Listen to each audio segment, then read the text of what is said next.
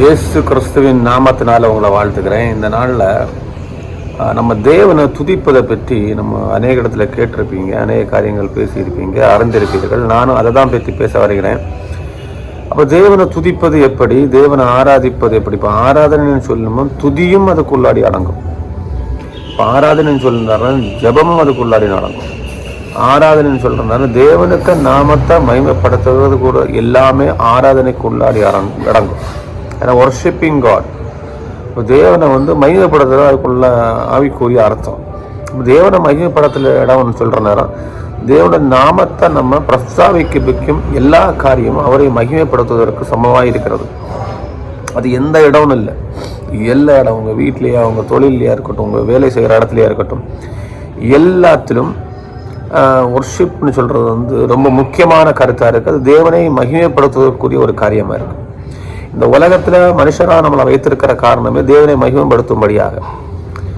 ஏன்னா அதை பற்றி ஆழமாக சிந்திச்சா பல காரியங்கள் இருக்குது, நம்ம எல்லாமே சொல்லி முடிக்க முடியாது.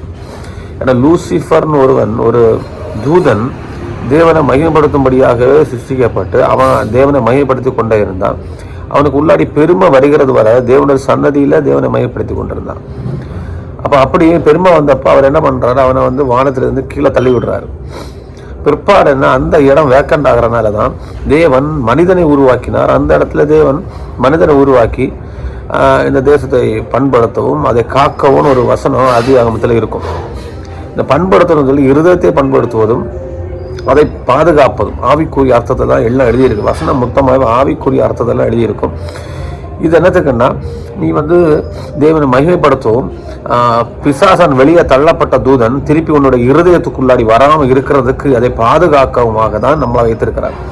தேவனை ஆராதிக்கவும் பிசாசனை உள்ளாடி விடாமல், இருதயத்துக்குள்ள விடாமல் இருக்க அதை பாதுகாக்கவும் தான் இந்த உலகத்தில் வைத்திருக்கிறாரு. அப்போ அது நமக்கு ரொம்ப முக்கியமான ஒரு காரியமாக இருக்குது. அதில் குறிப்பாக துதியை குறித்து மட்டும் நான் இன்னைக்கு பேசுகிறேன். இந்த துதியை பற்றி பேசுகிற நேரம் அதுக்கு ஒரு ஆதாரம் ஒரே ஒரு வசனத்தை எடுக்கிறேன். நிறைய வசனங்கள் இருக்கு, ஒரே ஒரு வசனம். சங்கீதம் 150 அதிகாரம் 6வது வசனம், சுவாசமுள்ள யாவும் கர்த்தரை துதிப்பதாக. இப்போ சுவாசமுள்ள எல்லாம், அப்போ ஒரு இதில் இந்த கல்கள் கூப்பிடும் அப்படின்னு போட்டிருக்கு. இதில் என்னன்னா சுவாசமுள்ள யாவும், சுவாசம் நமக்கு நாசியில் சுவாசம் இல்லை, எல்லா மேமல்ஸ், அல்லாட்டா மனுஷனாக இருக்கட்டும், மிருகங்களாக இருக்கட்டும், மீன்களாக இருக்கட்டும், எல்லாம் தேவனை துதிப்பதாக. மனுஷனுக்கு பைபிள் கொடுக்கப்பட்டிருக்கிறது, எழுத்து கொடுக்கப்பட்டிருக்கிறது, நான் என்ன செய்யணும்னு கொடுக்கப்பட்டிருக்கு. நாம் அதன்படியாக செய்யும்படியாக நமக்கு கொடுக்கப்படுகிறது. ஏன்னா நன்மை தீமை அறியத்தக்க ஒரு எண்ணம் நமக்கு உள்ளாடி இருக்கிறதுனால தான் பைபிள் நமக்கு கொடுக்கப்பட்டிருக்கிறது. இப்போ அந்த பழத்தை அவன் சாப்பிடாம இருந்தான்னு வைங்களேன், நமக்கு பைபிள் கொடுக்கப்பட்டிருக்கிறாது. நன்மை தீமை என்னன்னுள்ளதை சொல்லி கொடுத்துருக்க மாட்டார். தேவன் செய்கிற நன்மையான காரியங்கள், தேவன் செய்கிற காரியங்களை மட்டும்தான், சொல்லுகிற காரியங்கள் மட்டும்தான் இந்த மனுஷன் செய்திருப்பான். அவனுக்கு இந்த சரித்திரத்தை எல்லாம் கொடுத்துருக்க மாட்டார்.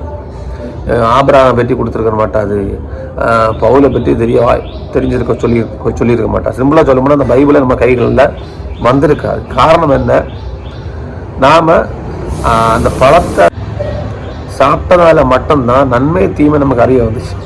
இப்போ நன்மை தீமை அறிய வருதுன்னா மனுஷனுக்கு 2 சிந்தனை உள்ள வருது. அந்த சிந்தனையினால தேவனுக்கு விருப்பமில்லாத காரியமும் செய்கிறான். மேக்சிமம் தேவனுக்கு விருப்பம் இல்லாத காரியம் செய்கிறான். தீமையை கொண்டு வருகிறது பிசாசின் சிந்தனையாக இருக்கிறது. அப்போ அதுலேருந்து வெளியே வர்றதுக்கு தான் ஆவியின் சிந்தனையாக பைபிளை நமக்கு கொடுக்கப்பட்டிருக்கிறது. அதன்படியாக இந்த நாள் நம்ம ஜீவித்துட்டு இருக்கோம். ஆனால் இது அவன் தவறு பண்ணாமல் இருந்திருந்தான்னா, தேவன் சொன்ன வாக்குகள் மட்டும் கேட்டு அவன் செய்துட்டே இருந்திருப்பான், இந்த நாட்களில் கூட என்னவா இருந்திருக்கும், ஒரு பரிசுத்த ஒரு மனுஷன் தான் இந்த உலகத்தில் பார்த்து கொண்டிருக்க முடியும். இதே நீங்கள் பார்த்தீங்கன்னா மிருகங்களுக்கு அந்த மாதிரி இல்லை, பைபிளும் கிடையாது, அதுவும் ஒன்றும் கிடையாது. ஏன் கிடையாதுன்னா, அதுகள் இந்த நாள் மட்டும் தேவன் என்ன சொல்கிறாங்களோ அதான் செய்துட்டு இருக்கு. அதுகளுக்கு நன்மை தீமை ஒன்றும் தெரியாது. அது வாழ்ந்துட்டு இருக்கு, ஒரு நாள் மரணப்படும், அது போயிடும். ஆனால் தேவன் நமக்கு ஜீவ சுவாசத்தை கொடுத்தார். ஜீவ சுவாசத்தை கொடுத்து அவரோடு பரலோகத்தில் இருக்கணும்னு சொல்லி தான் படைத்தார். அதன்படியாக அவர் சொன்ன வாக்கின் பிரகாரம் ஆதாம் ஏவாள் ஜீவித்தாங்க. இடையில பிசாசான சர்ப்பத்தின் வடிவமாக நம்மளை ஏமாற்றிட்டாங்க. இதுதான் நடந்த சம்பவம், அது அங்கே இருக்கட்டும். இன்னும் உள்ள கான்செப்ட் என்னன்னா, சுவாசமுள்ளையான் கர்த்தரை துதிப்பார்களாக. நம்ம எல்லாரும் துதிக்கும்படியாக உருவாக்கப்பட்டவர்கள். நாமளும் கண்டிப்பாக தேவனை துதிக்கணும். தேவனை எல்லாரும் துதிக்கணும், எல்லாரும் தேவனை ஆராதிக்கிறோம். ஒரு கல்யாண வீடாக இருக்கட்டும், ஒரு மரண வீடாக இருக்கட்டும், நம்ம எடுக்கிற என்ன வீட்டு கூட்டம், வீட்டில் உள்ள ப்ரேயர், சர்ச், எல்லாத்துலையும் தேவனை துதிக்கிறோம். அவருக்கு முன்னுரிமையாக என்ன பண்ணுறோம், துதியை முதல்ல செலுத்துகிறோம். அது பாடல்கள் மூலியமாக, தனிப்பட்ட முறையில் இருதயத்தின் குமுறல்களாக எப்படியோ நம்ம தேவனை துதிக்கிறோம். இந்த துதிக்கிறோம், ஆனால் நம்ம எப்படி துதிக்கிறோம், அதான் முக்கியம். துதிக்கிற நேரம் நம்ம என்ன பண்ணிகிட்டு இருக்கிறோம், நம்ம இருதயம் எப்படி இருக்குது, இதெல்லாம் ரொம்ப முக்கியமான கருத்து. ரோமர் 12:1-2 எல்லாம் கொடுத்துருக்கு.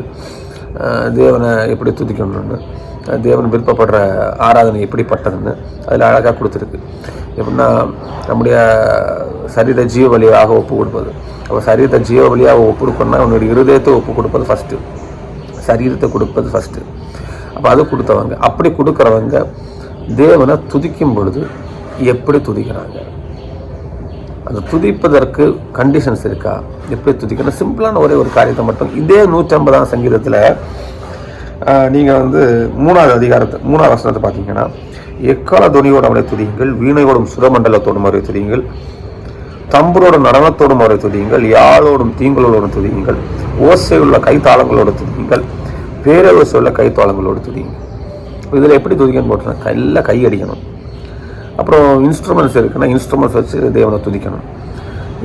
நடனத்தோடு துதியுங்கள். அப்போ இதில் இந்த 3 கான்செப்ட் நீங்கள் பார்த்தீங்கன்னா, சர்ச்சில் இன்ஸ்ட்ருமெண்ட் வச்சு தேவனை துதிக்கிறது ரைட் ஆனவங்க கண்டிப்பாக தேவை. ஏன்னா பைபிளில் கொடுத்துருக்கு. இன்ஸ்ட்ருமெண்ட்ஸ் இருக்கிறவங்க இன்ஸ்ட்ருமெண்ட்ஸ் வச்சு துதிக்கணும். ஒரு இன்ஸ்ட்ருமெண்ட்ஸ் வாசிக்கணும், அதுக்குன்னு சொல்லி ஒரு வாய்ஸ் இருக்குது இல்லை, அதுக்குன்னு சொல்லிட்டு ஒரு வால்யூம் இருக்குது. அந்த வால்யூம்னால தேவனை நம்ம என்ன பண்ணணும், துதிக்கணும். இது இன்ஸ்ட்ருமெண்ட்ஸ் எடுக்கிறவங்க, சர்ச்சில் வாசிக்கிறவங்க. இனி அதே இது தனிப்பட்ட முறையில் நானும் ஒரு சர்ச்சில் போய் ஆராதிக்கிறேன். நீங்கள் எல்லாரும் போகிறீங்க, வீட்டில் ஆராதனை பண்ணுறீங்க, எல்லாம் பண்ணுறீங்க, வீட்டில் இன்ஸ்ட்ருமெண்ட் இருக்கா வாசிங்க, ஆனால் ஒரு இன்ஸ்ட்ருமெண்ட்டும் இல்லை. அந்த இன்ஸ்ட்ருமெண்ட் இருந்தும் நீங்கள் இருக்கிறீங்க. அப்படி இருக்கிறீங்கன்னா நம்ம என்ன பண்ணணும்னா, கைகள் ஓசை உள்ள கைத்தாளத்தோடு அவரை துதியுங்கள், பேரோசை உள்ள கைத்தாளத்தோடு. இந்த கைகளால் துதிங்கன்னு சொல்லலை, கை தாளத்தோடு துதியுங்கள். கை சத்தத்தால் எல்லாத்துக்கும் ஒரு தாளம் இருக்கணும். சில இடத்துல நான் பார்த்துருக்கிறேன், தேவனை துதிக்கணும், அதுக்கு ஒரு தாளம் இல்லாமல் ஒருத்தன் ஒரு சைடில் துதிச்சுட்டு இருப்பான், ஒரு சைடில் துதிச்சுட்டு பாட்டு ஒரு சைடில் போயிட்டு இருக்கும். அது அலங்கோலமான ஒரு துதி. அப்போ அதுலேயும் துதிக்கிறதுல எப்படி இருக்குது, கை தாளம் இருக்கணும். அந்த கை தாளத்தோட துதிங்க. அடுத்த பேரோசை உள்ள கைத்தாளத்தோடு துதிங்க. மேக்சிமம் நம்மளால் எவ்வளவு கையடிச்சு இன்னொரு ஆளுக்கு டிஸ்டர்பன்ஸ் இல்லாமல் நம்ம துதிக்க முடியுமோ அவ்வளவு பேரோசை உள்ள கைத்தாளத்தோடு நம்ம தேவனை துதிக்கணும். கம்பீர சத்தமாக அவரை துதிக்கணும். அப்போ நம்ம வாய்ஸ் எவ்வளோ தூரம் சத்தமாக பாட முடியுமோ அவ்வளோ தூரம் சத்தமாக பாடணும். அதில் என்ன கண்டிஷன்னா, இன்னொரு ஆளுக்கு டிஸ்டர்பன்ஸ் இல்லாமல் வீட்டிலே இருந்தாலும் சபையில் இருந்தாலும். அடுத்த நடனத்தோடு தேவனை துதியுங்கள். நடனத்தோடு துதின்னு சொல்கிற நேரம் ஒருத்தன் டான்ஸ் பண்ணி துதிக்கணும். அட்லீஸ்ட்டு டான்ஸ் பண்ண வேண்டாம். டான்ஸ்ன்னு சொல்கிறது நடனம் இல்லையா, நம்ம மூவிங். அப்போ டான்ஸ் பண்ணணும்னா ஒருத்தன் எழும்பி நிற்கணும். எழும்பி நிற்காமல் டான்ஸ் பண்ண முடியாது. அப்போ மினிமம் என்னது, எழும்பி நின்று தேவனை துதிக்கணும். நம்ம சர்ச்சில் எல்லாம் நம்ம என்ன மாதிரி பாட்டு பாடிக்கிட்டு இருக்கிறோம், எப்படி பண்ணிகிட்டு இருக்கிறோம், எழும்பி நின்று தேவனை துதிக்கிறோமா? அப்படி நம்ம எழும்பி நின்று துதிக்கலைன்னா ராங், பைபிளுக்கு விரோதமாக செய்துட்டு இருக்கிறோம். அதுக்கு 1000 நியாயங்கள் சொல்லலாம். வசனம் சொல்லுது நடனத்தோட துதிங்க. அப்படின்னா அதுக்கு அர்த்தம் எழும்பி நின்று துதிங்க, அதான் அதுக்கு அர்த்தம். மினிமம் எழும்பி நின்னா துதிங்க. நடனத்தோடு துதிக்கிறது கண்டிப்பாக அதை விட பெட்டர். ஏன்னா பைபிள் சொல்லுது நடனத்தோடு துதிங்க. அது எல்லார் வீட்லேயும் எங்கே பண்ணாலும் இதான் ஏசாயிலன்னு கொடுத்துருக்குன்னு நினைக்கிறேன். அக்கிரமத்தோடு நீங்கள் செய்கிற மாதப்பிறப்பும் சபை ஆராதனை நான் வெறுக்கிறேன். இதெல்லாம் அக்கிரமத்தோடு செய்கிற காரியங்கள். நம்ம கரெக்டாக எழும்பி நின்று துதிக்கணும். வாய் தொடர்ந்து நல்லா பாடி துதிக்கணும், நல்ல கைகள் அடித்து துதிக்கணும். சங்கீதம் 47:1 சகல ஜனங்களே தேவன் கை கட்டி கம்பீர சத்தமாக ஆர்ப்பரியுங்கள். அப்போ இதெல்லாம் தாவீது ராஜா எழுதியிருக்கிறாரு. தாவீது ராஜா எழுதியிருக்கிறாருன்னா வசனம் உண்மை உள்ளது இல்லையா? தாவீது ராஜா இது செய்தார். எங்கே செய்தார்? கற்பனை பற்றி எடுத்துகிட்டு வர நேரம், உடன்படிக்கை பற்றி எடுத்துகிட்டு வர நேரம் அவன் மெய் மறந்து செய்தான். அந்த மெய் மறந்து செய்கிற ஒரு அனுபவம் தான். உலகத்தை வெறுத்து உலகத்தை விட்டுட்டு அந்த இடத்துல மெய் மறந்து செய்கிறான். அது சில பேருக்கு அந்த இடத்துல அலங்கோலமாக இருந்துச்சு. அப்போ நம்ம தேவன் முன்பாக மெய் மறந்து செய்கிற காரியங்கள் சில பேருக்கு அலங்கோலமாக இருக்கலாம், ஆனால் தேவனுக்கு அது பிரியமாக இருக்கும். அதான் ரொம்ப முக்கியம். அதனால தேவன் என்ன பண்ணுறாரு, சந்ததிகள் ஆசீர்வதித்தார். சாலமோன் ஆசீர்வதித்தார். அவங்க சாலமோன காலத்தில் அவங்க இதில் வந்து வாரே கிடையாது. தாவீது அவர் இருதயத்துக்கு ஏற்றவனாக இருந்தாங்க. இதில் நான் துதிய மட்டும்தான் இன்னைக்கு நான் சொல்கிறேன். இதில் இந்த ஆராதனைக்குள்ளாடி எல்லாரும் அடங்கும். ஜெபம் எப்படி இருக்கணும், நம்முடைய பேச்சு எப்படி இருக்கணும், நம்முடைய பெருமாற்றம் எப்படி இருக்கணும், சபையில் நான் எப்படி இருக்கணும், வெளியில் எப்படி இருக்கணும், நான் இன்னொரு ஆளுக்கு மத்தியில் பேசும்பொழுது எப்படி பேசணும், இருக்கும் பொழுது எப்படி இருக்கணும், என்னோடய வாழ்க்கை எப்படி இருக்குது, குடும்பத்தில் எப்படி இருக்கிறேன், ஒய்ஃப் கூட எப்படி இருக்கிறேன், இதெல்லாம் ஆராதனைக்கு உள்ளாடி தான் வரும். இந்த ஆராதனைக்கு உள்ளாடி வருகிறதுல ஒன்று துதி. இந்த துதியை பற்றி தான் நான் சொல்லிட்டு இருக்கிறேன். நம்ம எப்படி நம்ம சபையில் செய்கிறோமா, நம்ம வீட்டில் செய்கிறோமா, செய்கிறோம், அது தப்பு, அவ்வளோதான். அதில் ஏன் தப்பு, அதுக்கு வியாக்கியானம் 1000 எடுக்கலை. நான் ஒன்றுமே சொல்கிறதுக்கு இல்லை. ஏன்னா வசனத்தை சொல்கிறேன், தெளிவான வசனத்தை கோட் பண்ணி சொல்லிட்டு இருக்கிறேன். ஏன்னா இந்த அனுபவத்துக்குள்ளாடி நான் வந்திருக்கிறேன், அதனால நான் சொல்கிறேன். இது எனக்கு ஆசீர்வாதம் கிடைக்குதோ அற்புதம் கிடைக்குதோ இல்லை, தேவனுக்கு விருப்பம் உள்ள காரியம் செய்யப்படுகிறது. நிறைவிருந்த காலகட்டத்தில் ஆசீர்வாதத்துக்கு வேண்டி வசனத்தை எடுத்து வச்சு பேசிக்கிட்டு இருக்கிறோம். நான் என்ன சொல்லுவேன், ஆசீர்வாதம் தானாக வந்துடும். தேவனுக்கு விருப்பமாக இந்த வசனத்தில் கொடுத்துருக்கு, அதனால நான் செய்கிறேன்னு உள்ளதுதான் நம்ம கணக்கு. தேவனுக்கு விருப்பம் இருக்குது, அதனால நான் செய்கிறேன். தேவனை நேசிக்கிறாரு, அதனால செய்கிறேன். அவரோட வார்த்தையை நான் கீழ்ப்படுகிறேன்.